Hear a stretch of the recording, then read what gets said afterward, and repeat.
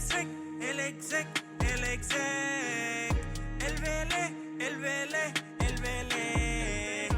fenómeno que todos quieren ser.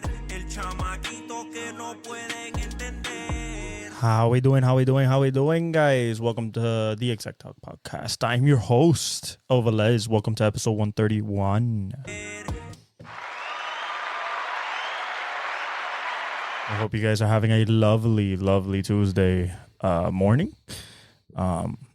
Like, subscribe, hit the notification bell, follow me on all my socials, and hit the comments. Clips will be going up more frequently from now on. I've been slacking, I know. And I want to get you these clips out to you guys, even if they're just literal clips of the actual podcast with, some captions to give you guys more content and more streamlined content, so you don't have to watch if you want a quick overview of what I'm talking about, or you want to, go back to one of my takes or something like that, you have the clips there for reference. So NASCAR finished today because of rain.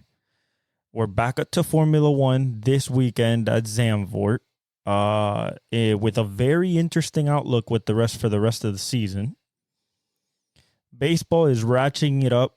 People are falling. People are gaining. It is tight for the next 6 weeks. It's going to be tight, especially in the NL and especially for both wild cards. NCAA opening weekend is this week 0. Starts in Dublin, Ireland. Grab a goblet. Solange. That's Georgia Tech versus FSU. That's going to be interesting. We'll look at the other opening games that we got, but week 1 is officially next week is when the big boys start to play. We're going to go through today NFC and AFC. We're going to go division by division. We're going to talk about each team, what possibilities that they have for this season. Yes, we're going to roast. There is some roasting to be done. We're going to talk about the rookie quarterbacks. We're going to talk about the rookie receivers. We're going to talk about Patrick Mahomes behind the back pass and why it doesn't surprise me, because if you've been paying attention to Patrick Mahomes practice clips over the last few years, he's been wanting to do that play. And of course, we're going to talk about the Steelers probably, most likely, being awful at offense once more this season in a division where they could not afford to be. But first, Tyler Reddick. Listen, I know that I said Hendrick would come back to the front. They did. Chase Elliott yesterday and today led a lot. So did Kyle Larson, William Byron. So Hendrick was in the mix. So was Gibbs. Hamlin crashed yesterday, but Martin Truex had a great car. Christopher Bell for a time had a great car. The other 20 guy from 2311, Bubba Wallace, had a good car. So it was basically between Hendrick, 2311, which is the 45 at Tyler Reddick, and Bubba Wallace in the 23, which is the team owned by Michael Jordan, by MJ and Denny Hamlin, and then Gibbs. And that was your front most of the time. Michigan is an interesting track because it runs like a super speedway, so it runs like a Daytona and a Talladega when it comes to speed, but doesn't have as high of a banking and it's not as long. It's 2 miles instead of 2.5, which that's why I call it a super speedway if it's 2.5. But they hit speeds of 205 in the draft, and it's a very fun race and a fun racetrack because people can pass there by themselves, just slingshot each other out of corners and into straightaways, and they can draft.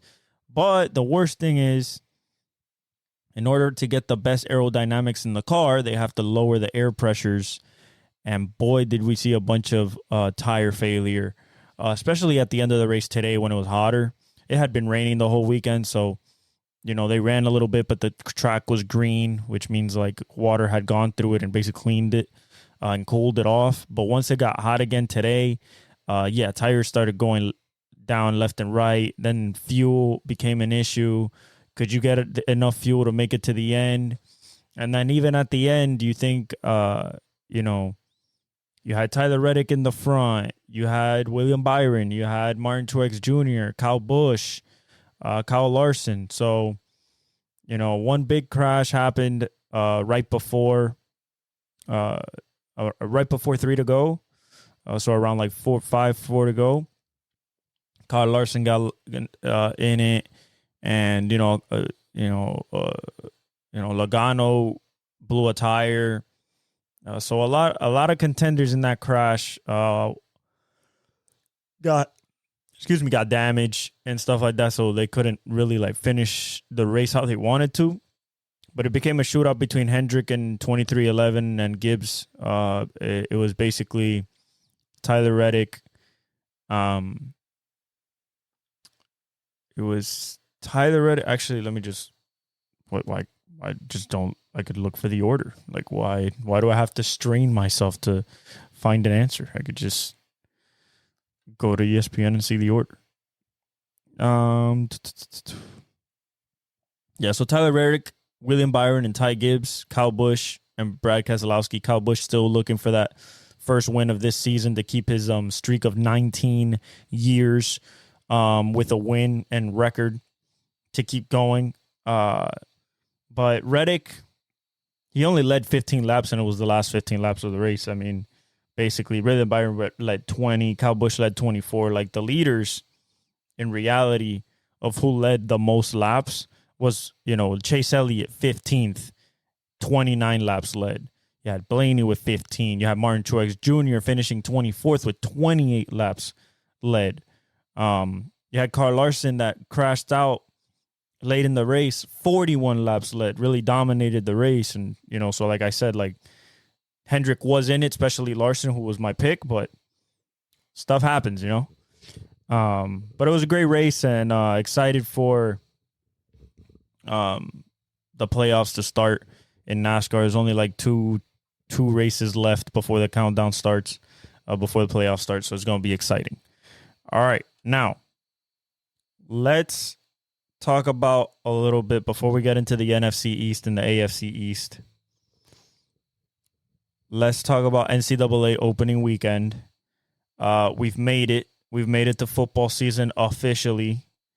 The first week we got Florida State, Georgia Tech in Dublin. I'm going Florida State there. I can't talk about a lot coming into a college season because there's so many changes, so many transfers and stuff like that. So I'm looking for who is going to start at the quarterback. It doesn't even say. It literally just says the odds and everything like that. Doesn't even have an overview or nothing. So I'm going to give you guys my pick. As we get further into the season, I start seeing games and seeing what these schools have, then I could talk a little bit more. And we have a 12-team playoff this year, first ever. We have the conference realignment, so we have a lot to get to, and it's going to be exciting. But Saturday we got Florida State, Georgia Tech on ESPN at 12. I'm going Georgia Tech. Georgia Tech is preseason number 10. I'm going Florida State, preseason number 10 in the country. I expect them to be really good. So, from getting left out of the 4 last year, even though they were undefeated, we felt bad about it, but, it happened. It happened. ACC is kind of a weaker conference at this point. So, and then next Thursday, we could talk about it now, but, we'll talk about it next Thursday as well. You got I believe it's Western Carolina versus NC State, Missouri versus Murray State, Lindenwood versus Kansas, Southern Utah versus Utah. Friday, you got Temple versus Oklahoma, so the first time we get to see Oklahoma. Clemson, Georgia is probably the best game, I would say, next week. Number 14 versus number 1 in Georgia. Other than that, Miami versus Florida is going to be interesting. Miami's 19. overall right now. Alabama's going against Western Kentucky. Notre Dame, Texas A&M will be a nice 7 versus 20 matchup next Saturday at 7:30. Michigan on the hunt to defend their crown with Sharon Moore at the helm against Fresno State at home. And then Sunday you have USC LSU at 7:30. So that's going to be a very interesting game. LSU 13th in the country, USC 23. So big matchup there. Remember, it's 12 teams. So I think the days of having one loss and killing you, I think that's over. I think those days are over. Like having literally one loss, last game of the season, and that's it, you're out. Like no. I think that you can possibly have 1 to 2 losses this year and make it in, maybe 3. It is 12 teams, but there is some good teams. There is some stacked conferences, and I believe a lot of conferences are going to put multiple teams in, like the Big Ten, like the SEC. I expect multiple teams to be in there. Okay. We could talk about Formula One Thursday. Let's talk about the NFC East.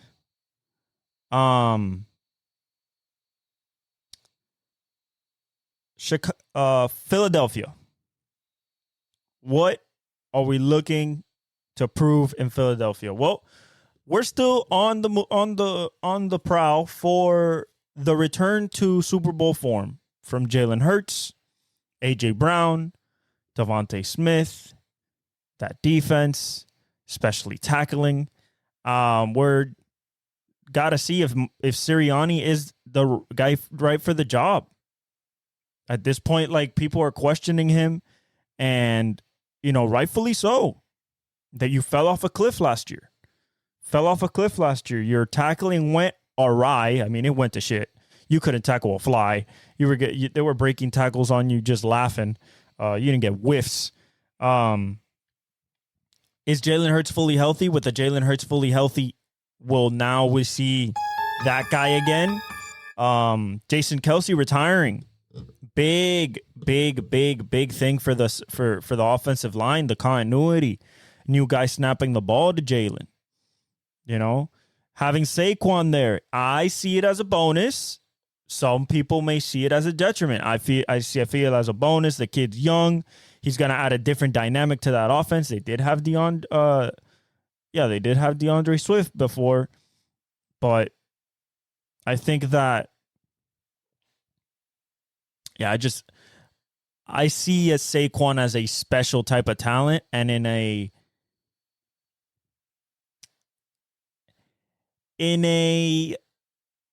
offense with an AJ Brown, a Devontae Smith, a quarterback that can run like Jalen, and a good offensive line, because it's still good. You still have Landon Johnson, and you know, you have Mailata, you have your guys still. You know, just Kelce is just not there. Landon Dickerson, Lane Johnson, but I just think Saquon will take advantage of this, especially against the Giants, especially against the Cowboys. Like, I just feel like this offensive line, you're going to see Saquon go back to Penn State Saquon, when his offensive line was pretty good and he could hit holes and use his vision.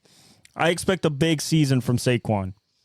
For Philly, though, man, if you ask me, for them, this division is served up on an absolute platter. I don't want to hear about the Giants. I don't want to hear about Dallas and their issues. The only team that I could see as a scary team is Washington, because Jaden Daniels looks damn good. And even then, they need the defense to click. So if I'm picking a favorite for the division, barring any injuries, it would be Philadelphia. The clear front runner in this division, I don't think it's even close. You know, I think that AJ Brown will have a good season. I think Jaylen Brown will have a great season. I'm seeing if Jordan Carter and Jalen Carter and Davis will have a good season in the middle and the interior. I want to see Nolan Smith have a good season. I know who will have a good season. Bryce Huff. He's going to be the number one edge rusher in that defense. I expect them, I expect them to be really good, especially in the NFC. If we go to the roster, their rookie is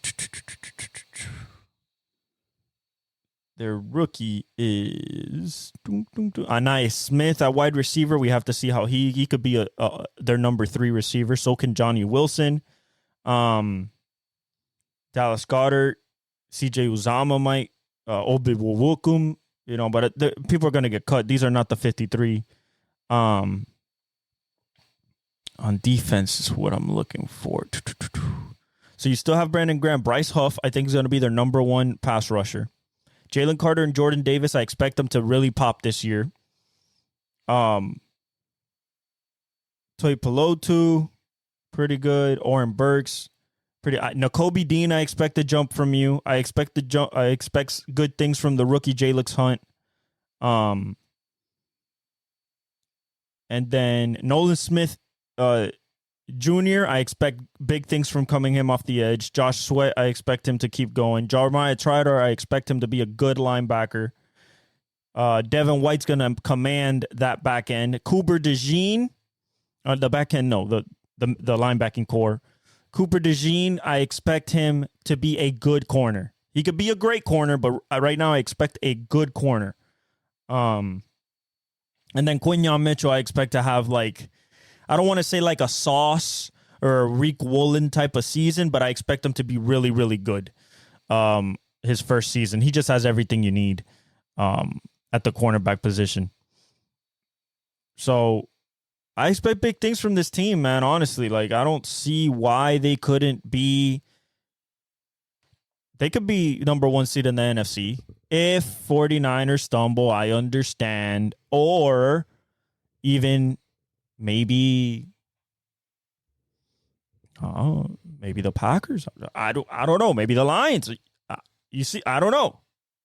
You know what I'm saying? But when we get to those divisions, we'll talk about those. But as for the Eagles, I think that overall, this is served up on a platter. I mean, it cannot get easier than this. It really can't. You have turmoil in Dallas. You have no idea what the Giants are going to be. You do have to watch out for the Giants defense. They have a legit nice 1-2 there with Brian Burns and Kayvon Thibodeau and Sexy Dexy in the middle. But, for Dallas, got to watch out for Micah. But that offensive line, I think, will be a little weaker this year. They don't have a legit running back. CeeDee's unhappy. Dak is not that guy, So if you put pressure on him, you can do some things. Washington's the only wild card for me offensively. Defensively, I'm not sure because they got rid of everybody, so it's basically a new team. I do like Dan Quinn.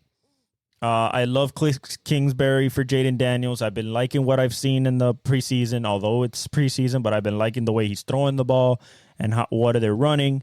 But for the Philadelphia Eagles, I think this is a cakewalk. This should be a cakewalk. They should be like this all season. All season. And the division should be like this. Now, when they get into the playoffs, the Philadelphia Eagles have to be like this. But this if there is what I call a stinker of a division, it's between this one. It's between this one or the I believe not the South. No, the NFC. Yeah, the NFC South. Those are the two divisions that I could see just hilarious, just awful football. Awful football. The East, just because the NFC East just has, to me, just the Philadelphia Eagles as what you would say a lock, 10-win team. I think they'll win more. definitely more than that if they're healthy. If we go to the Giants, Daniel Jones, what is he going to be? What I've seen in preseason, it's going to be Malik Neighbors and pray. That is what I'm seeing. I'm seeing Malik Neighbors and pray, and defense, please get us off the field. I don't see a lot of scoring in their future, and I feel bad for Malik Neighbors that he has to endure that. Dayball is on a hot seat, and he shouldn't be. He's a great coach. But when you don't have the quarterback, it's going to affect you. You know what I'm saying? It's going to affect you, and it's not fun. It's not fun, especially as a New York Giants fan, even though you guys have the worst field imaginable, said by every NFL player ever. Meadowlands stinks. So many injuries there. But at the same time, there is some hope. Maybe Daniel Jones wakes up. Maybe with Malik Neighbors, he gets a little bit more swag. A little bit more pizzazz. You know what I'm saying? Like, maybe a little bit more, you know what I'm saying? A little bit more. I want that. Like, throw it when, even it doesn't, he looks covered, but let him go get it. Malik Neighbors looks damn good. Like I said he would when he got drafted. All right, Dallas. So, shout out to all my Dallas supporters out there. What you're about to hear, you might not like, but I'm not here to make friends. I'm here to not even be controversial. I'm here to state facts, okay? And the fact is that the Dallas Cowboys this year are a borderline 8-win team, okay? And if we look at the schedule, if I look at this schedule, versus the Browns, you got to face that defense. Once again, don't know if CeeDee's going to play. We don't know yet. He hasn't done anything. Okay? Who knows what Deshaun is? We haven't seen him, so we won't know until week 1, I believe. Against the Saints, maybe. Depending on how Derek Carr is. It is at home. The Browns is in Cleveland. Against the Saints, maybe. Okay? At home. The Ravens, you're losing. Not just only losing, you're getting whooped. Badly. Okay? Badly. It's one of these. A laugher. Okay? You got no shot against the Ravens. The Giants, there you go. A free one, just like last year. Just a free one. Now, if Daniel Jones got a little bit of confidence with Malik Neighbors, watch out. Watch out. If that defense is playing well, watch out. I'm just saying. Against the Steelers, that's a toss-up. Bad offense versus horrible management. It's going to be the Steelers probably on defense that get it done. TJ Watt, most likely. Okay? The Lions, whooped. Barbecue chicken. Barbecue chicken. Okay? 49ers, destroyed. Annihilated, wiped off the face of the earth. Another laugher. You're gonna be looking up at the sky thinking, what happened? Concussed. Against the Falcons, I think you're losing. I think you're losing because not only did they just add Matthew Judon and added Justin Simmons to Bates and, who they got on the defensive side. I like Kirk. I like Bijan. I like Drake London. I like Kyle Pitts. I like that. I like that offensive line. I like the guy behind the headset. I like Raheem Morris. As a coach, I've seen him since seen him grow, seen him win a Super Bowl as an assistant with the Rams. So, right there in Atlanta, I think you're losing that. Against the Eagles, you're losing. Even if it's at home, doesn't matter. You're losing unless the Eagles come to play the Cowboys how they always play the Cowboys, and, that's tough. Texans, losing. Possibly one of these. Possibly. CJ could be absolutely on Monday Night Football. Possible cooking. Not even possible. Most likely cooking. You're going Stephon Diggs, Nico Collins, Tank Dell, Joe Mixon, CJ Stroud, Laramie Tunsil, Daniil Hunter, Will Anderson, Derek Stingley Jr., who looks really good, by the way. Yeah. I don't think so. D'Amico Ryans, Bobby Slowick. I don't think so. I think you're losing at home. Commanders. This deep into the season, Jaden could be playing great football. Jaden could be playing great football at this point of the season. Okay, so I wouldn't put it past them. Against the Giants, another win. This is by the time they're probably giving up on everything. Against the Bengals, you're losing, especially if Joe Burrow is healthy. You're losing. Okay? Against the Panthers, you're winning. Another win. I've only counted like 4 wins so far. Bucks, possible win. Possible. If Baker Mayfield is struggling or has struggled or anything like that, possible win. Eagles again in Philadelphia. Loss. And then at home versus the Commanders, possible win. Maybe not even playing for anything at all, you guys. That's what I think about the Cowboys. I'm sorry, Chris. That's shout out to Machete, my cousin. He's a Cowboys fan. Yeah, this year it's not looking too good. Okay? If we go back to the Philly and we go look at their schedule versus the Packers is going to be a battle. Packers can win, but it's in Philly, so I'm going to go with Philly. Falcons, another offensive battle. It's in Philly. I'm going to go Philly. Saints, they should win, even though they're on the road. Bucks, they should win. They're on the road. In Philly against the Browns, interesting, depending on how Deshaun is playing. Against the Giants should be a whooping. Disgusting. Against the Bengals, a war. The Bengals possibly win that game. They're at home. Jaguars, depending on how Trevor is playing, another war. Against the Cowboys, they should win no matter if it's on the road. But if the Eagles play like they always play the Cowboys, it'll be a close game. Commanders in Philly, I expect Philly to win. I don't see a problem with that. I think that in Philly, just with that crowd at the bank, I think it's too much for the Commanders. Against the Rams, another war, especially if Matthew Stafford is fully healthy.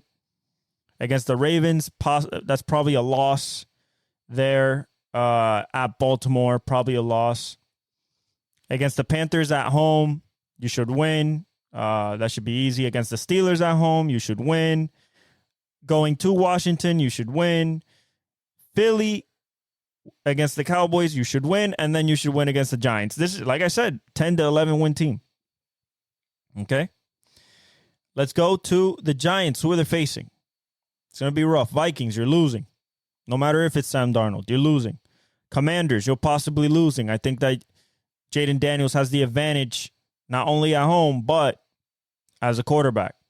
Against the Browns, if that offense cannot move that football, you are putting everything on that defense, and that defense will break eventually unless Deshaun is playing like absolute trash. Against the Cowboys, you're losing. It's at home. Maybe Daniel Jones builds something, but, I think you're losing that one. Against the Seahawks, you're losing, especially over there. Against the Bengals, you're getting mollywopped. Against the Eagles, you're getting mollywopped. Steelers, that might be a 3-3. That might be 3-0. That might be 7-0. It might be 7-3. Who knows who's starting for the Steelers at that time. Against the Commanders again. Maybe you win at home. Against the Panthers, you should win. You should win unless Bryce unlocks something. Against the Buccaneers, battle. I think the Bucs got you, though. I like the offense better. Against the Cowboys, you're losing unless you're playing well. Against the Saints, you're possibly losing. I think Derek can throw, especially if Derek is healthy. Chris Olave, everybody's healthy. I think they can win. Against the Ravens, you're getting mollywopped. Against the Falcons, you're losing. Against the Colts, I believe you lose. And against the Eagles again at the bank, you're losing. Another tough season for the Giants. Commanders. Let's start with the roster. Jaden Daniels has a real possibility to win Rookie of the Year. A real possibility. And when I mean a real possibility, I think I like him over Caleb. That's just me. Listen, you could battle me in the comments all you want. I will listen to everything, and I have him close. But I would not be surprised if with a guy like Cliff Kingsbury, Jaden Daniels comes out cooking. I would not be surprised. I'm just saying. Okay? So Jaden McDaniels, that's one. The second thing, Brian Robinson Jr., pretty good running back. And then De'Ami Brown. It would probably be De'Ami Brown, Jahan Dotson, Luke McCaffrey, and Terry McLaurin. I expect to be the top four. Followed by probably, I would say, Jamison Crowder. If not, Martavius Bryant, if he shows anything in camp. But I think it should be Terry, Luke McCaffrey, the rookie, maybe Byron Plingle, maybe. Oh, and Olamide Zaccheaus. So Terry, Olamide Zaccheaus, Jahan Dotson, De'Ami Brown, and Luke McCaffrey. And possibly Byron Pringle. That's what I think they should go with. And then Zach Ertz, hopefully he's fully healthy this year and doesn't get hurt. Cole Turner's pretty good still. Ben Sinnott is pretty good that they just drafted. And then on defense, I need Khalid Farrell to make an impact. Dante Fowler Jr. to make an impact. John Baptiste to make an impact. Jonathan Allen's going to make his impact. I don't got to worry about him. Jerzon Newton, right next to Jonathan Allen or on the outside. I expect him to make a big impact. Deron Payne, same thing. I expect him to be a mauler on the ground game.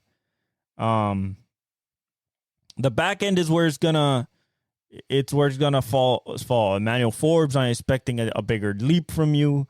Iboga Manemini, the guy that he used to play for the Dolphins, I expect a big leap from you. Mike Sanders still, I expect him to be really good. Benjamin St. Juste, Jeremy Chin, I expect you to be good.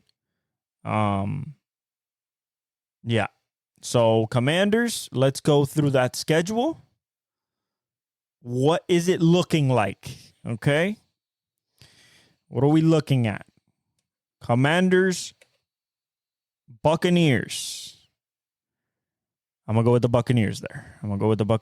Just the first game of Jaden Daniels. He's on the road in Tampa. It's going to be hot. He's played at LSU, so I don't have to worry about that, and Arizona State. But I think Baker, with the experience, gets it done. Against the Giants, you should win. I believe that Jaden Daniels is a better quarterback than Daniel Jones right now. So with people on your defense and being at home, you should win that. Against the Bengals, you're losing. Too much firepower. Against the Cardinals, I think you're losing, but it's going to be a good game. I think it's just going to be a sling fest, back and forth. Marvin Harrison Jr. and Jaden Daniels. It's going to be that show. Kyler to Marvin and Jaden to Terry McLaurin. I think that's what it's going to be. But I'm going to give Kyler the nod on that one. Against the Browns, you're losing because of that defense. Against the Ravens, you're getting destroyed. Against the Panthers, you're winning for sure, and you're at home. Against the Bears, it's 1 versus 2, and I think 2 gets it done, although I need to see how 1 is playing at that time. If Caleb is playing out of his mind, I might change my pick, but it is in Washington, and I expect Jaden Daniels by this point to definitely be in a rhythm. So it's going to be a good game regardless. Against the Giants in New York, you're winning that. Against the Steelers in Washington, you should win that. You have more offense. Against the Eagles, you're losing. Against the Cowboys, you might win that, especially if you're clicking. Against the Titans, it's against Will Levis. That's going to be another throw fest to D-Hop and Calvin Ridley, Terry McLaurin, Jahan Dotson. That's going to be a throw fest, but I think the Titans got you there slightly. Against the Saints on the road, it's going to be a good game. You have the possibility to win, but it all depends on how the Saints are playing at that point. Against the Eagles, you're losing, even though you're at home, unless you play your best game of the season. Against the Falcons, you could have a shoot-off, but I think the Falcons get you in your home turf. And then against the Cowboys, the last game of the season, I believe that you should win that game with everything that you have done this season, and the Cowboys being a distraught mess from what I see. So anywhere from 6 to 10 wins. I mean, if you get 9 wins, you are pretty good start for a rookie quarterback and a brand new resetting organization from ownership down. So I expect you not to be last this year, possibly second in the division. So I see it Philly, the division. I see Philly, Washington, Dallas, Giants. Dallas still has enough talent to be third, and the Giants just can't get their head out of their own ass. So that's what I think about the NFC East. The AFC East. Let's start by saying this is going to be an absolute fireworks show, okay? This is going to be boom, beam, bomb, boom every week, okay? Every week, except for one team. We'll get there. The Jets. What do the Jets have to prove? Will Aaron Rodgers work? Will Aaron Rodgers, Breece Hall, and Garrett Wilson work? Not only work, can it prosper? Not only prosper, can it be the backbone of a legit number 1 defense in the NFL on the other side? Can a defense that only allows 17 to 20 points a game get enough offense from a first ballot Hall of Fame quarterback in his 40s? And a stacked offense, and can the offensive line finally figure their ass out? If that answer is a no, Robert Saleh is getting fired. Plain and simple. This is the last year for Robert Saleh. If they don't do anything, they have to make the playoffs and at least win a playoff game for him not to get fired. I think that's the bare minimum. If Aaron Rodgers gets hurt, he's fired. If Garrett Wilson gets hurt and their season goes down the tank, he's fired. If Breece Hall goes down and their season goes down the tank, he's fired. If the offensive line doesn't work, he's fired. And if the defense is not as good as last year, he's fired. Now, I don't think that will happen, but it is possible. So for the Jets, can Aaron Rodgers, Breece Hall, and Garrett Wilson stay healthy the whole season or the majority of the season for this team to actually make a push? Second thing, will the drama stop? Will the Hassan Reddick drama stop? Will the Nathaniel Hackett doesn't know what he's doing on offense, will that stop? Will the Jets being the Jets in the sense of outside of football, outside the lines, because the thing on the field could be great, especially with who they have, but outside of football, can they get it straightened out? That's the questions. The roster, as I said, pretty stacked. Pretty stacked. Aaron Rodgers, Breece Hall. You also have Braylon Allen, the kid from USC, from Wisconsin, excuse me. He's really good. He looks really good. Xavier Gibson, Malachi Corley, Alan Lazard. You have Malik Taylor. You have Mike Williams, but he's on the IR right now still. Garrett Wilson, Tyler Conklin, Anthony Ferkser, Jeremy Ruckert. Okay? And then Olu Fashanu. What's that rookie going to do on the offensive line? Is he going to be good? Can he fix Alijah Vera-Tucker, stay healthy?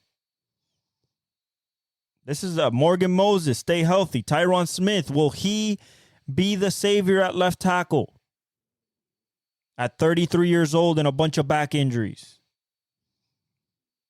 Will McDonald need a jump from you this year?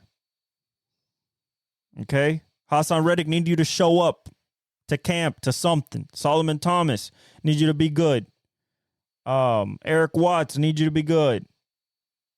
Javon Kinlaw in a new team need you to be good.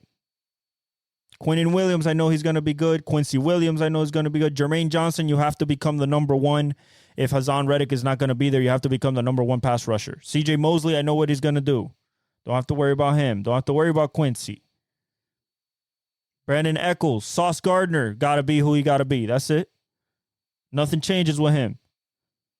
You know? But Jalen Key, are you going to play a good safety? Let's run it. Let's see what we got. 49ers at home.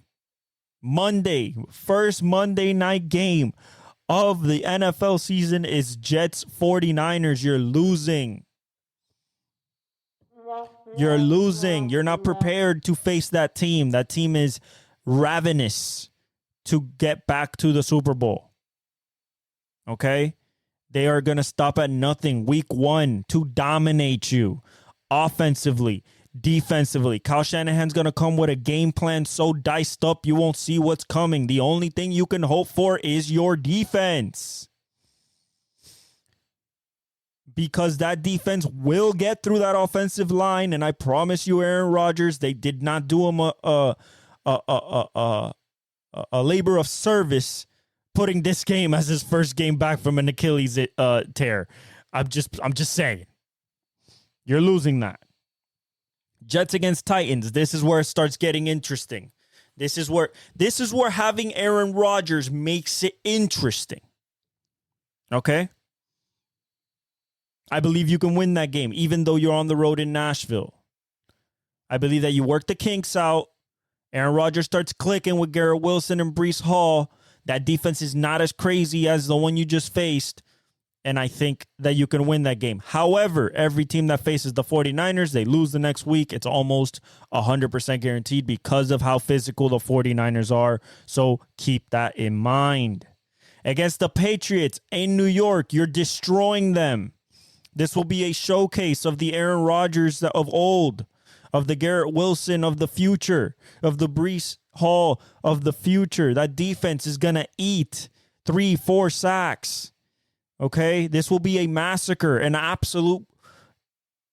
It's going to be sad for Patriots fans. Be prepared. That's a win. Against the Broncos and Bo Nix, that is a win. I believe that you don't have the coaching advantage because of Sean Payton, but I believe you have the quarterback advantage with Aaron Rodgers, and you have the better receivers and the better offensive core. So I believe you get that game. Against the Vikings, you do get that game. No J.J. McCarthy, depending on Sam Darnold is playing with J.J. with Jordan Addison. I believe that your defense is much better than that offense. I believe you should win on the road because Aaron Rodgers is playing well. Against the Bills, an absolute shootout. Bills win, though, in your house. How could you could say Velez, but how? But like Aaron Rodgers and everything. Yeah, but this is Josh Allen. Okay? So it's going to come down to an offensive line. Whose offensive line can stop the other defensive line? And what I've seen on the defensive line of the Buffalo Bills this preseason is pretty good. Okay? It's pretty good. Josh Allen's going to put up points. You know this. So it all depends on how the Jets are playing, and they're playing at home. They don't want to get embarrassed. It's on a Monday night. Against the Steelers should be an absolute massacre. There shouldn't be any trace left of Steeler on the field. Okay? The only thing that could stumble you is their defense. And then by this time, if your offensive line is not figured out, you are already down the toilet. So I am putting my trust in that fact that that offensive line is working. And Aaron Rodgers deals against the Steeler defense, and you know what the Jets defense is going to do to this Steeler offense. It's going to be absolutely atrocious. A murder show. Against the Texans, I see a very, very competitive game, but I think CJ ekes it out. I believe in CJ's team a little bit more. I think that CJ has a little bit more on offense. Garrett Wilson, yes. Breece Hall, yes. But CJ Stroud also has Nico Collins, Stephon Diggs, Tank Dell, Joe Mixon, Laramie Tunsil. I think the Texans, I have the Texans very high this season, so I rate them very high. So I think that the Texans, even though they're in New York, I believe that they get that game. Against the Cardinals and Kyler Murray, possibly a massacre in one or two ways. This could be an absolute shootout where, because you have Aaron Rodgers, you probably will win. Also, this can actually be a literal just massacre the other way. Like the Jets just destroy the Cardinals offensively and defensively, especially defensively. So I think the Jets get that win, even though they're on the road. Colts, Jets. AR5 is all about AR5. How's he doing? Is he playing well? If he's not, the Jets can get this win as well. Against the Seahawks in New York, this is basically two home games in a row, one against the Colts and the other one against the Seahawks. Depending how the Seahawks are playing, if it's Sam Howell at this point or still Geno Smith, I have the Seahawks kind of in the mid-tier this year, but I think that they can very well improve. I think it's a good game, but the Jets do have the edge. Against the Dolphins, I think the Dolphins win this game. Listen, I don't care if you have Sauce Gardner. You still have to cover Tyreek. You still have to cover Jalen Waddle. It's another year, another offseason for Tua. He got paid. He looks better. I think he's going to be more athletic this year. Back to Alabama Tua when he was moving around and slinging it. I have the Dolphins at home. Against the Jaguars, you should win because you have Aaron Rodgers. But depending on how Trevor Lawrence has played this season is how it's going to dictate that game late in the season, probably for playoff contention. I'm going to give it to you guys. I'm going to give it to Aaron Rodgers against the Jaguars. Against the Rams will be a battle. I think the Rams get you, though, even though you are at home. I think the Rams get you. I think Stafford, if he's healthy, with Cooper Kupp and Puka Nacua, with Kyron Williams, will have enough offensively to stave off your offense. Unless, like I said, this is all barring on the fact that nobody gets hurt on the Jets and also that the Nathaniel Hackett offense works. Because right now, we don't know if it works. Okay? We haven't seen it with Aaron Rodgers after 2021. Finally, versus the Bills, you're losing that one. It's in Buffalo, cold. You're losing that. And against the Dolphins in New York, cold. I think you guys win that, possibly for a playoff spot, so it's going to be big. So, yeah, you have anywhere from a 7-win to 11 to 12-win team, which is, right around the area where you have an Aaron Rodgers, and that's where you expect to be. But there's a lot of questions. Okay. Miami. Listen, I'm a Miami Dolphin fan. We're not going to make this all hoopla about Miami can win. We're going to be true. Tua, I expect to be better than last year, and he was really good last year. Last year, he couldn't move outside the pocket. I think this year he does move outside the pocket, gets back to the Alabama Tua after before the hip injury, and we get some outside the pocket throws to Tyreek and Jalen Waddle on broken plays or bootlegs, rolling out the pocket if it gets too congested, using his legs a little bit to get first downs. Still slide, though. But I think that Devon Achane is going to be is going to end up as our number one running back. I know that we're probably starting Raheem Mostert. No shade there. He had 21 touchdowns last year. But I think at 32 years old, you think you go with the 22-year-old 4-3 phenom out of Texas A&M. I think we're going to run the ball just as effectively as we did last year. The zone scheme is going to work. We're going to open lanes. Odell Beckham Jr., I expect him to be a solid number 3. What I mean by that, he will get targets every game. I don't think, especially if he's healthy, I don't think that they'll keep him out of the offense. I think he will get targets every game to keep everybody honest. River Craycraft, I think, is for sure staying on the team. Braxton Berrios possibly. Eric Ezukama should stay on the team. We have Reek. We don't have to worry about that. We also have Jalen Waddle. We don't have to worry about that. We also have Malik Washington as well from Virginia. He's a rookie as well. So I think overall that's on offense. We have to find Teron Armstead has to stay healthy because we need a left tackle. Liam Eichenberg is good. Isaiah Wynn has to keep playing well. Calais Campbell, I expect you to be some type of plug in the interior. You don't have to be Christian Wilkins. I know that you're 37. I understand. I'm not asking that of you. What I'm asking of you is just plug the run game. Okay? Benito Jones, Isaiah Mack, Leonard Payne Jr., Brandon Pilley, Zach Sealer, another plug. Need you in there. Bradley Chubb needs to get healthy. Mohamed Kamara, I'm expecting you to be good in your rookie year. Emmanuel Agba, I expect you to be somewhat reliable. Jalen Phillips, I expect you to be a superstar. There's no reason that you should not have at least 12 to 15 to possibly trying to go for that sack crown this year. You have the talent. You just went over a crazy injury. I know that you want to get back there and destroy, so I expect at least a 12 sack season from you this upcoming season. Same thing for Chop Robinson. There's no reason that he should come out and not have at least 5 sacks. And that is on the small side. Channing Tindall, I expect you to be good at linebacker. Same thing with Anthony Walker. Isaiah Johnson, Nick Needham, Jalen Ramsey, I expect you to be insane. Cam Smith, I'm expecting a jump from you. We're all expecting a jump from you. Javon Holland, I expect you to be on your all-pro form. Marcus May, I expect you for the big hits. Jordan Poyer, I expect you to be the captain of that back end. If we go to the scores or the season, against the Jaguars, we should win. We're at home. Florida versus Florida, we should win that game.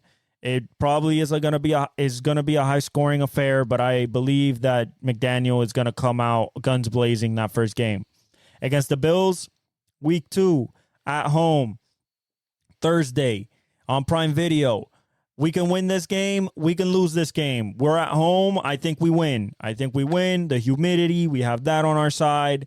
I think that we come off a good performance versus the Jaguars, and we keep it going at home. Versus the Seahawks, we should win, even though it's in the it's over there in Seattle. It's at 4:05. It's not in a blizzard. I expect us to win that game. We have the better team. The Titans, we should win that game. We should be realistically 4-0 going to week 5 against the Patriots in Foxborough. We win that game. It should be 6-0, okay? It should be 5-0. Versus the Colts, we should win 6-0. Okay, even though we're on the road in Indy, we should win that game. Cardinals, we should win 7-0. Guys, listen to me. This is what it should be. We should win against the Bills. If we don't win against the Bills, at worst, we should be 6-1 heading to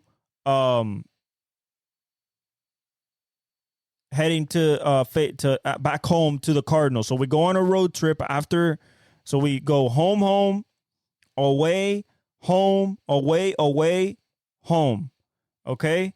So we should be, realistically, we could be 1, 2, 3, 4, 5, 6, 7-0 heading to Buffalo against the Bills at their house in week 8, okay? Now, this game will be tough because it's in Buffalo. You know, you're talking about November in Buffalo. It's probably going to be cold.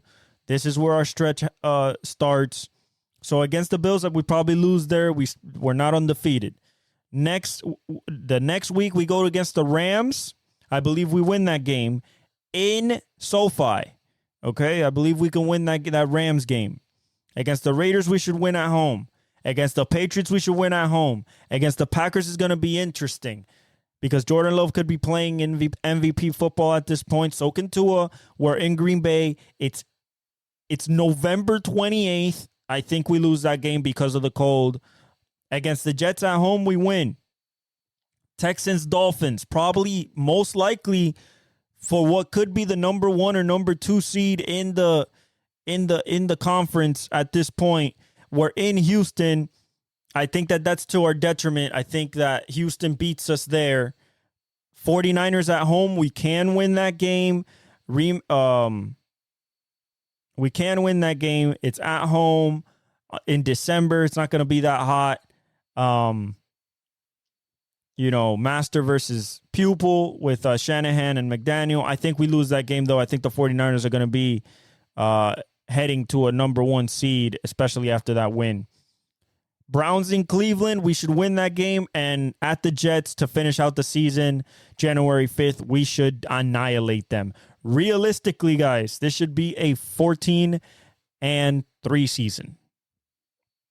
Losses to maybe the Bills,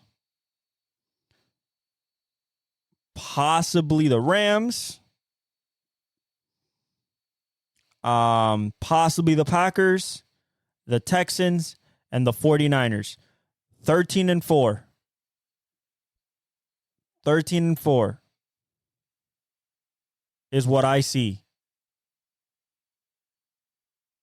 But it can also go the different way. It could also go, we could get hurt. Tua might not be what we think he is. But I tend to be positive, and I think that we're going to be really good this year. So 13-4, 12-5, 14-3. That's what we're looking at as Dolphins fans. Okay. Next, we go to it's basically proven if it was a fluke. If last year was a fluke, that's what we're proving. Can Tua be that guy? We gave him the money. Now can he prove to play up to that level of that contract? Next, Buffalo. Plain and simple. Can you win the big one? You've made it there. Not the Super Bowl. Can you win? Can you beat Mahomes? Can you beat Mahomes? Oh, and was Stephon Diggs the key to your offense? That's it. That's all. That's all. Josh Allen, you know what I'm saying? Frank Gore Jr., I expect him to be pretty good. Because Ray Davis, I expect to be pretty good. James Cook is going to be the starting running back. I expect him to be pretty good. Keon Coleman is going to be probably their number 1 receiver at the end of the year. The guy that's probably going to take most of the stuff early, Curtis Samuel, Khalil Shakir, I could see. Marquez Valdez-Scantling, maybe. Dalton Kincaid. Sleeper in fantasy. Dalton Kincaid. I'm telling you right now. Okay, he's going to be probably their offense. He's going to be essentially their Travis Kelce. Okay? If we go to the defense, AJ Epinesa needs to be absolutely incredible. Kingsley Jonathan, Greg Rousseau, Dwayne Smoot, Javon Solomon, Dwayne Carter, Daquan Jones, Ed Oliver, Terrell Bernard. They lost Matt Milano. Again, Von Miller, is he going to go back to some type of elite form? We'll see. Baylon Spector, I expect you to be a good linebacker. Olufisho from Washington, the rookie. I expect him to be a decent linebacker. Same thing with Christian Bedford. If we go to the back end, Kyrie Elam, I expect another jump from you. Mike Edwards, DeMar Hamlin, I expect you to go back to how you were playing before, your heart thing happened. So yeah, let's go through that schedule and see what we got. Let's see what we got. Against the Cardinals, you're whooping them, especially at home. Whooping them. That's not even a question. Against the Dolphins, you're losing. In Miami, you're losing. Against the Jaguars, you're winning at your house. Against the Ravens, you're losing. Against the Texans, you're losing. This is all on the road, by the way. This is at Baltimore, at Houston. I just think that those teams are just better than the Bills at this point. Against the Jets, you're winning, even though it's in New York. Against the Titans, good game. I think the Bills get it. Against the Seahawks, good game. I think the Seahawks, because they're at home, get that one. At your house against the Dolphins, you win that. You win against the Colts. You lose against the Chiefs at your house. I think so. You lose against the 49ers at your house. I think so. Versus the Rams is going to be a hell of a battle, but I think you can get it done in SoFi. I think that you can get it done in SoFi. Versus the Lions, I think you're losing in Detroit. The Patriots, you're winning at home for sure. You're winning at home against the Jets, and you're winning at home at the Patriots this time. You're winning. 9 to 11 wins. Second seed. That's what I see. That's what I see until I see further notice. That's what I see right now. I don't have the conviction of putting them the number one team in this division. I think that they're going to battle for that number 2 spot in the wild card coming out of this conference with the Jets. That's my personal opinion. I think Miami is the best team in this division. Let's get to last, but certainly not least, or, for us Dolphins fans, probably least, because nobody's there from the dynasty. The Patriots. Let's start with, you have a doo-doo roster. Jacoby Brissett is your QB1. Drake May might take him over more sooner than later, possibly might start. You have Joe Milton as a backup. I believe that's going to be your backup, not Bailey Zappi. Your running back, Antonio Gibson, will probably be your number 1 with Ramondre. Your number 1 receiver is Kendrick Bourne. You're hoping for something from Kayshon Boutte. You're hoping a little bit more jump from Demario Douglas. Jalen Hurd. KJ Osborne, maybe he turns into your number 1. A possible number 1 receiver is Jalen Polk, rookie out of Washington. Jalen Reagor trying to resurrect his career. Tyquan Thornton still running a 4.2 and probably pulling his hamstrings, unfortunately. Austin Hooper and Hunter Henry. Okay? Austin Hooper and Henry. All right, on defense, you have Keon White. I like him. Dietrich Wise, I like him. Christian Barmore, probably not playing. Blood clots, still haven't heard anything. Devon Godshaw, expect him to have a good season. Past there. That's it, besides Christian Gonzalez. Okay? And Joshua Uche. That's it. Maybe Jonathan Jones. Maybe some Kyle Duggar. Jabril Peppers. That's it. If we go to this schedule, this is going to be ugly. Okay? This is going to be ugly. I'm just telling you right now. Bengals losing, murdered. Seahawks losing, murdered. Doesn't matter if you're at home. You're getting murdered. The Jets in New York, you're getting murdered. 49ers are annihilating you off the face of the earth. The Dolphins in Foxborough, you're losing. Versus the Texans, annihilated. The Jaguars, maybe if there's some faulty issues with the Jaguars, but I think you lose that game, especially in Jacksonville. Versus the Jets at your house, you're losing. Most likely, you're losing. Titans, close game, but I think you lose. You don't have the offensive firepower. Versus the Bears, Caleb is going to do everything to you. He's going to destroy you. That defense is pretty good, too. Versus the Rams, you're losing. Versus the Dolphins at home, you're losing. Versus the Colts, you might win with that defense, but I still think your offense is lacking. Versus the Bills at the Bills, you're losing. Versus the Chargers, doesn't matter if you're at home, you're losing. And versus the Bills again, you're losing. You are looking at a 4-win season, if that. You're winning at. And I'm saying this maybe. Maybe at the Jaguars. Maybe at the Titans. Maybe at the Bears. maybe at the Colts, maybe against the Cardinals. Everything else you're losing. So the best you can get is 5-win season. They are that garbage this year, okay? Garbage. Pool water, okay? If they somehow squeak by with 7 or 8 wins, I will be amazed. I feel bad for Gerard Mayo. I saw him play. Love him as a player when he played for the Patriots. This guy got a bad deal, okay? He's going to start with Drake May very early, and it's going to be some growing pains along with some flashes. That's what I see. Okay, that's the AFC, the NFC, and the AFC East. Next, to finish up, some Steelers ranting, some Steelers roasting. Guys, we have made it here once again. I'm just going to do a light roast because, you know, we still have to do the AFC North, and we'll definitely roast him then. But what I've seen in preseason with Justin Fields and now with Russell Wilson, I don't think that you are going to be very good, okay? You guys aren't going to be very good. You are putting your life, hope, prayers, and soul into TJ Watt. That is what you're doing. That is your whole season. Your whole season is TJ Watt, please. That is what it is.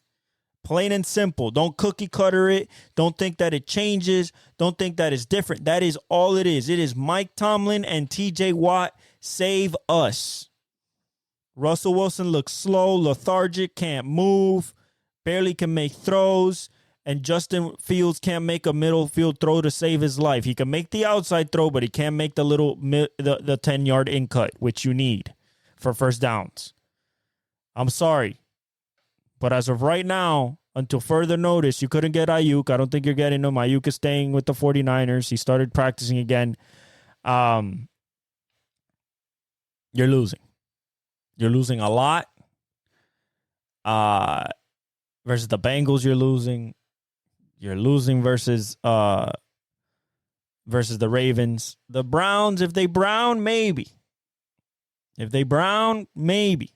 But if Deshaun Watson's playing any type of good and Nick Chubb comes back with Myles Garrett on the other side, I don't see it very, very pretty for you in that picture.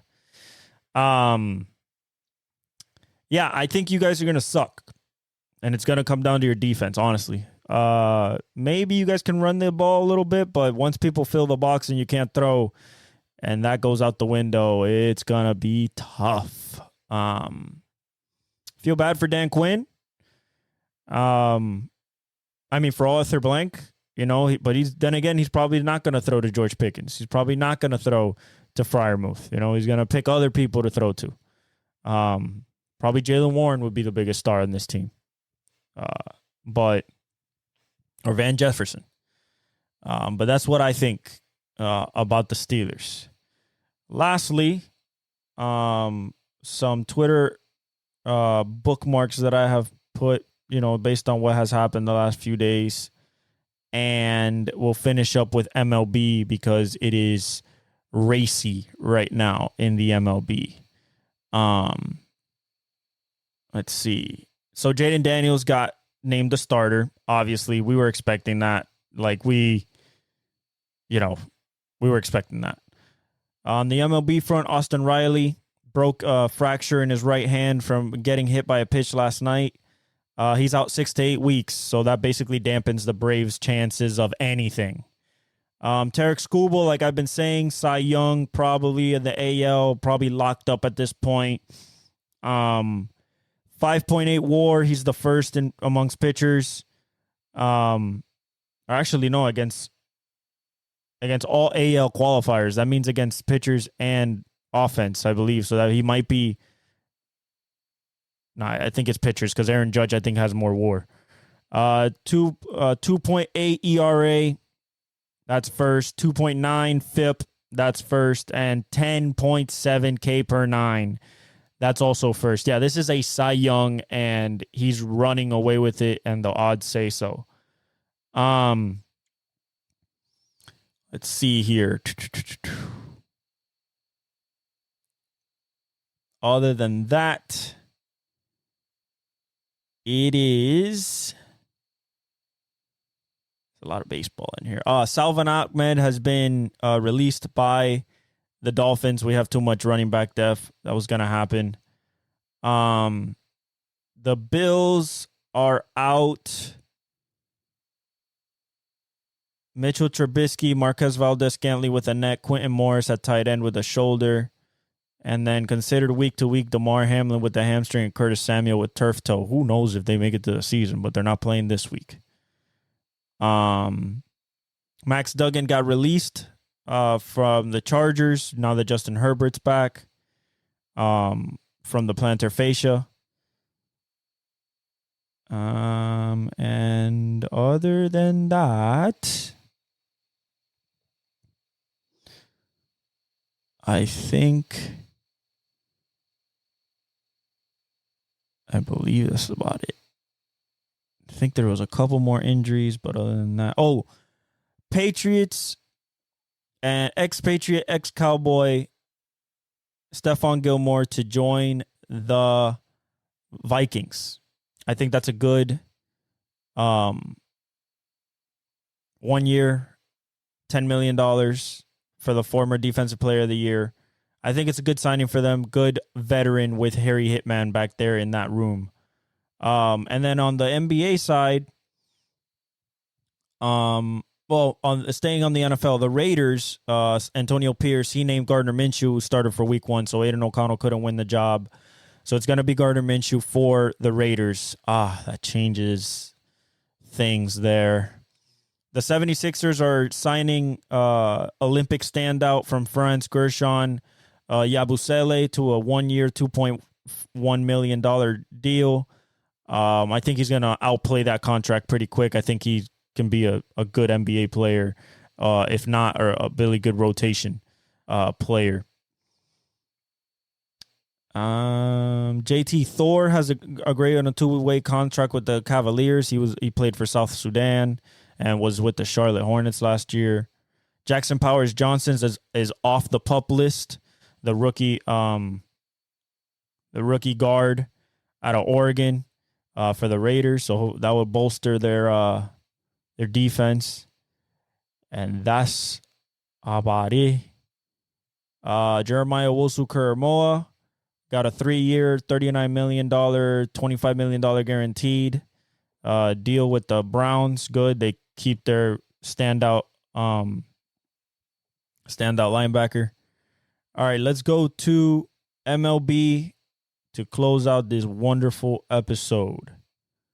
All right, so the standings is as follows. Baltimore and New York tied at the top of the AL East. Cleveland is up 2 games and 3 games on Minnesota and Kansas City. Okay. Houston is up 4 games. They've literally gone 9-1 the last 10 games and like 25 of 28 the last like 30 something games to fully take control of the AL West. Seattle has been nosediving because they cannot score. They have Julio back. He's been batting well, but he hasn't been hitting for power. And they cannot hit. They can pitch their ass off, but they can't hit. And Houston can hit, and that's without Kyle Tucker. Philly has a 7-game lead on Atlanta, and that's going to grow now that Austin Riley's gone, which basically leaves Matt Olson and Michael Harris by themselves with no Acuna and no Ozzy Albies and no Strider on the mound as well. I think that basically almost closes the door on Atlanta's wild card hopes and definitely division hopes. The Mets are 9 back. I think that they're just going for the wild card. Milwaukee's 11 games in front of St. Louis. They've been going off 7-3 in their last 10. They're running all over the bases. Jackson Churrio's playing great. William Contreras is back to his MVP form. Adames is hitting. Bryce Terang is hitting. They're pitching great. Tobias Myers, the rookie's pitching great. Um, yeah, they're pretty locked into the AL Central right there. Everybody else is just chasing for the wild card. St. Louis, Chicago, and Cincinnati are literally, and even Pittsburgh, they're within 2.5 games, 3 games of each other. But we'll see when we get to the wild card how much that actually is behind the wild card. And then the Dodgers are just 3 games up on the Padres, 4 games up on Arizona. They kind of rebounded a little bit, 7-3 in their last 10. They have to keep rebounding. Ohtani's almost at a 40-40 season. He has 39 home runs, hit his 39th yesterday. Once he hits 40-40, it will be the first Dodger to ever do it, which is crazy that he's a DH. He's pitching next year, and he's running away with this NL MVP.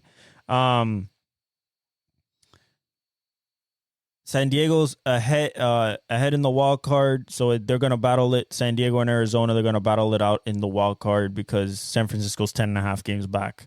If we go to the wild card, it looks like this.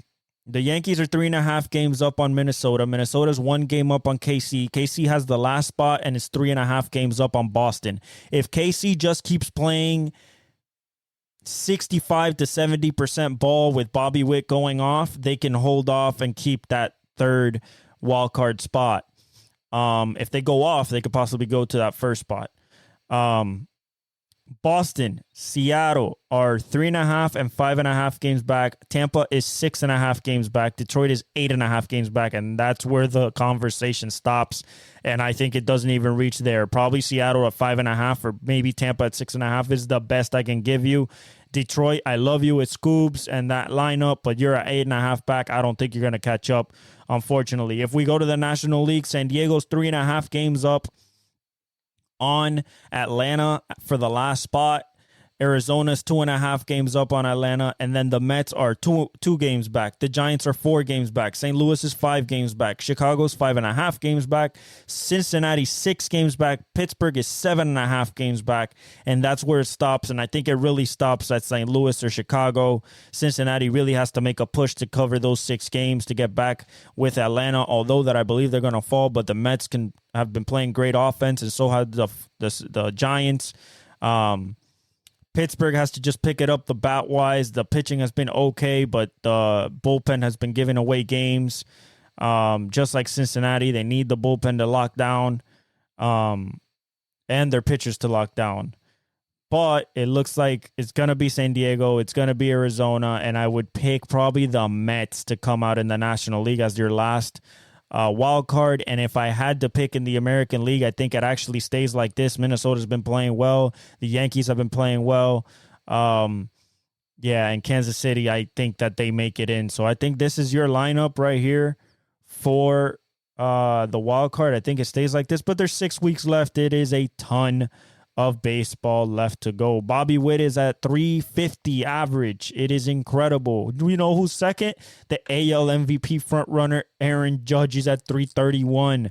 Vladimir Guerrero bounces back his season, 317. Steven Kwan still above 300 at 316. Marcell Ozuna at 301, 309. Where's Shohei? He is. Oh my God. Even Jordan is over him. Luis, dang, he said I think he's in the 2s. No way, he hasn't dropped that much.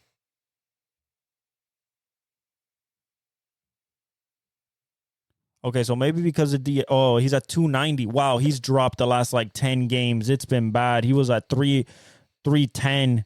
Ohtani was. He's still hitting bombs, but 290 is not the batting average he likes. I'm pretty sure. If we go to hits, I mean, Bobby is incredible. Home runs 44 to 39. Shohei's at second, leading the NL. Judge is at 44. Marcell Ozuna's at 36. Anthony Santander at 36. Juan Soto at 34. Gunnar Henderson's at 33. Aaron Judge in RBIs, 111. Jose Ramirez, J-Ram, 100. Another 100 RBI season for J-Ram. Marcelo Zuna's at 93. He'll probably get there. Vinny Pasquantino's at 92. He'll get there. And Bobby Witt is at 91. He will also get to 100. So he will have at least 200. I think he's at 173 hits. He's over 22 hits above Vladdy Guerrero for second, which is tied with Luis Arias at 151. Vladdy and Luis. Jose Altuve is at 149, and Jalen Duran is at 148. And one of the other big boys, Aaron Judge, is at 145, so he's top 10, and Shohei's ninth at 140. So very, very competitive for the two presumed MVP winners there. Bobby Witt having 200 hits, over 100 RBIs, and possibly 30 home runs and 30 stolen bases and not getting MVP is absolutely incredible. Batting .350. That's how good Aaron Judge has been this year. Stolen bases, Ellie De La Cruz is at 59, so I think it's more realistic for him to get to 70. He's kind of slowed down. Shohei's at 37. He's going to get to that 40 number and have that 40-40 season.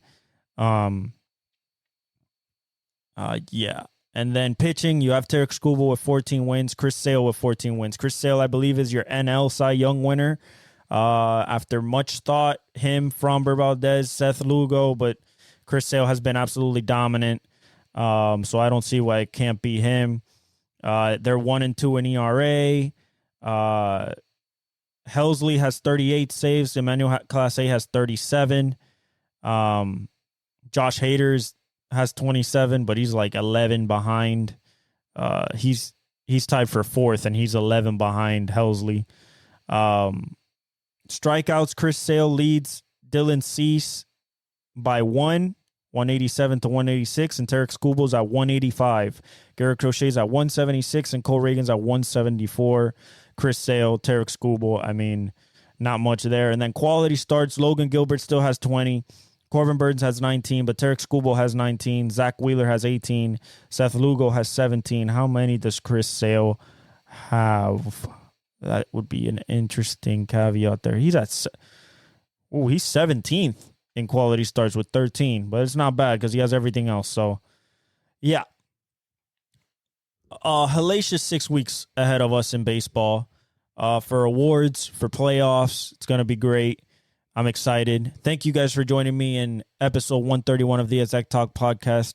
I love you guys. God bless you. Like, subscribe, hit the notification bell. Follow me on all my socials. Hit the comments. I love you guys, and I'll see you in the next one. I'll leave you with the outro.